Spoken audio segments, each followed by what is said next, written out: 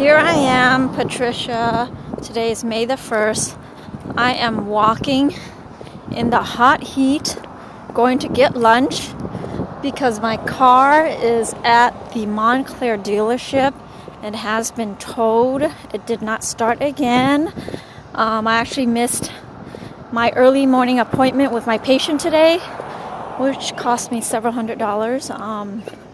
So now I'm walking in the hot heat, which is going to be 100 degrees right now, to go get lunch because my car is at Montclair. I am not a happy person.